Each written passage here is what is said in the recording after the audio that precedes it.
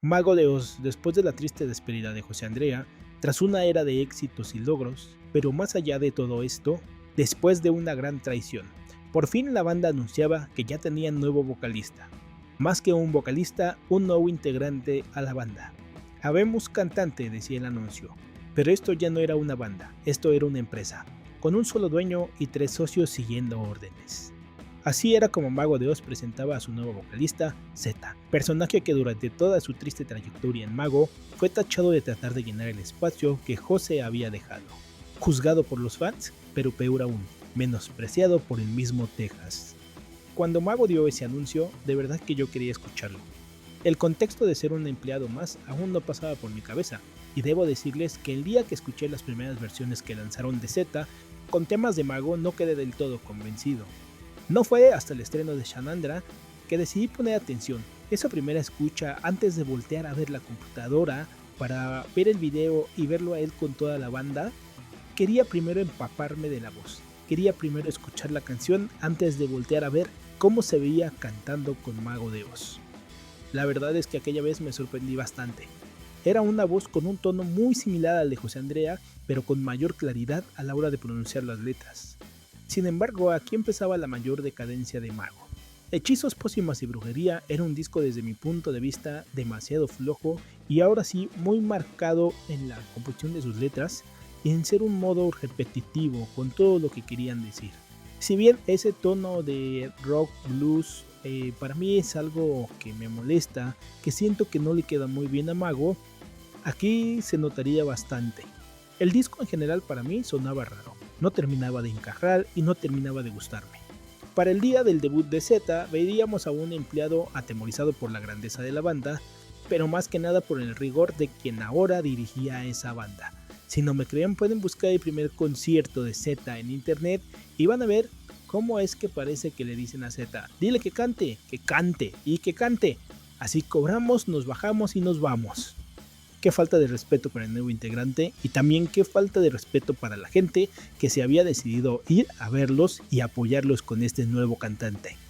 Y sí, aunque aún en esos tiempos la gente todavía gritaba José, José, José. ¿De qué serviría que la gente lo apoyara si el mismo Z no tenía el apoyo de la banda? Y es que con solo ver las entrevistas... Tú lo que tienes la lengua giras por todo el mundo y es que... A nadie, Yo soy Mago de Oz. Mago de Oz no éramos un cantante. Eso es una gilipollez. Bien.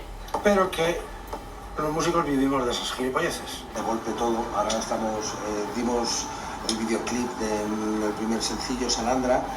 Donde se ve a un Texas muy bobo, queriendo llamar la atención, y un Z que probablemente le está pasando muy mal.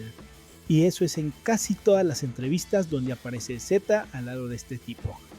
Entre todo lo malo que acompaña a este disco, también tenemos todas las formas que se trataron de inventar para vendérnoslo nuevamente y el tan nefasto video de H2O's. Un video donde se burlaban de José, un insulto para un ex compañero, un ex socio, un supuestamente viejo amigo. Qué lástima y qué tristeza de seres humanos.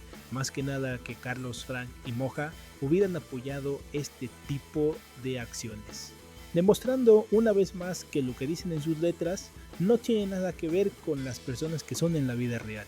Esto sumándole que el verdadero genio detrás de toda esta mierda se volvía cada vez más ególatra y más grosero, aunque no estaba en su casa, quería toda la atención para él. A ver si a la señorita de atrás la interesa la rueda de prensa y se calla la boca, o te vas a tu casa. Bueno, quitando estúpidas aparte. Vaya, qué gran hijo de puta. Aguantando todo esto como fan y también el pobre Z aguantando toda esta mierda, por fin llegó el segundo disco de estudio, Ilusia. Un disco el cual cuando el Texas lo presentaba decía que esto era lo que tuvo que haber sido Gaia 3. Y qué bueno, ya lo dije anteriormente, que esto no fue Gaia 3. Según esta bola de traidores se sentían muy unidos y habían trabajado bastante en este disco. Éramos unos músicos que trabajábamos para que un cantante se luciera. Y entonces ahora pues evidentemente somos más grupo, estamos mucho más asentados personalmente y musicalmente y este disco es prueba de ello. cosa que los créditos decían algo muy diferente. Porque sí, volvimos a recibir nuevamente un disco flojo, con canciones aburridas, obviamente canciones rescatables como todos los discos de Mago, pero con la mayoría de canciones aburridas o con canciones que siempre hacía que pareciera que estaban de más.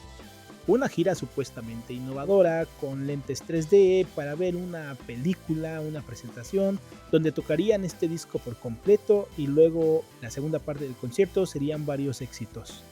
Gira a la cual por supuesto yo no fui, porque no pensaba ir a una gira de un disco que a mí personalmente no me había gustado. Esperando que pronto Mago de Oz pudiera presentar algo realmente bueno, se metieron a hacer una reinterpretación o más bien a cagarse en lo que ha sido su mejor trabajo en toda su trayectoria. Así es, estos cabrones decidieron volver a grabar Finisterra Ópera Rock. Era la forma de madrear esta joya. Un disco que al menos esta vez se volvieron a regrabar todas las canciones. Aunque entre todo esto sí quitaron el grito de guerra de José Andrea en Fiesta Pagana. Ellos aún defienden este disco diciendo que para los que les guste la primera edición, pues ahí está y estará para siempre. Que este disco es más que nada una reinterpretación para los nuevos fans que siguen a la banda. Desde mi punto de vista es una forma muy sosa de defenderse, ya que pudieron haber hecho cosas mejores, pero quisieron hacer esto. Este disco también fue acompañado de una gira donde ellos amenazaban con tocar todo el disco completo. Parecía que la banda tenía flojera de dar un buen espectáculo o de ofrecer algún buen show, o lo que era mejor, de ofrecer algún buen disco. Parecía que lo que querían era cumplir rápido con su contrato y entregar material a la disquera. No fue hasta el anuncio de Diabolus in Opera que yo me animé a ir a un concierto. Y eso porque lo grabarían y yo quería decir en un futuro que yo había estado ahí. La verdad es que en aquella ocasión, ese concierto, esas canciones con sinfónica y la voz de Z eran brutales. Tristemente, cuando el disco lo pasaron a masterizar, cuando el disco lo sacaron en un formato ya para que pudiéramos escuchar oficialmente, pues le bajaron todo el volumen a la orquesta y realmente es que hicieron nuevamente una cagada. Nada nuevo porque Mago de Oz últimamente venía haciendo lo mismo. Y si no fuera por dos temas durante ese concierto, yo creo que el disco hubiera por fin tenido un 10 de 10. Después de estas cagadas, el siguiente disco de estudio de la banda fue Iraday, el peor disco de todos. Y a ver, este disco, para expresarme bien y decir por qué desde mi punto de vista es el peor disco de todos, necesitaría un completo explicando únicamente mi opinión sobre ese disco. Colgándose de aquel éxito que tuvieron con Jesús de Chamberí, anunciaron que este disco era una nueva trilogía, es decir, este disco sería la primera parte, Jesús de Chamberí era la segunda parte y en algún futuro sacarían la tercera parte. Vaya mierdazo. Por cierto, en esta parte de la historia y mientras presentaban este disco es cuando Carlos y Frank por fin los alcanza el karma y reciben su tan anhelada patada por el culo. Así que anuncian su salida definitiva de Mago de Oz. Por suerte llegó la pandemia a mitad de gira o en plena gira y tuvieron que cancelar todos estos conciertos. Y es que digo que por suerte porque yo siento que lo que Mago de Oz necesitaba era de verdad darse un tiempo para crear algo bueno. De esta manera cuando Mago de Oz regresó traía una nueva alineación con Víctor Pirata de André, que traía una pinta y un gran carisma tanto en la fachada como arriba del escenario, un Z que se escuchaba más acoplado al sonido de la banda y un disco que desde mi punto de vista fue lo mejorcito que sacaron durante toda la era de Z, Bandera Negra. Durante esta gira al mismo Víctor de André le daban más oportunidades de hablar e interactuar con la gente que al mismísimo Z, a quien hasta este momento le habían puesto a besarse, parece que muy a la fuerza con Josema. Así es, cada que se besaban parecía que el voyurista Rifelatio lo disfrutaba. Este nuevo guitarrista después se mostraría como Víctor, el más grande esquirol de André, y daba ese nuevo aire a la banda. Y se notaba mucho más en Bandera Negra. Era un disco que se sentía muy malo, muy fresco, pero era un disco que me gustaba no al 100%, yo creo que a un 95%. En la gira que dieron basada en este disco, sí me animé a ir, Y eso porque anunciaron que traerían el barco pirata de aquella gira de Gaia. Barco que después dijeron que perdieron y que tuvieron que mandar a hacer otro. Además porque vendrían acompañados de Sauron. Sí, en el concierto que dieron aquí en CDMX los acompañaría Sauron. Un grupo al que muchos fans les acusaban algo de rivalidad. Cosa que quedó clara arriba de este escenario, donde más que rivales parecían buenos amigos. Como la banda necesitaba recuperarse del caos que fue la pandemia y probablemente de las deudas que acumularon, al poco tiempo volvieron a presentarse y nuevamente acudí al concierto, ya que durante todo el tiempo que se vendieron boletos siempre subieron al 2x1. Y después de esa gira se anunciaría Diabolus in Opera 2 y también la segunda parte de aquel disco maldito, Love and Us 2.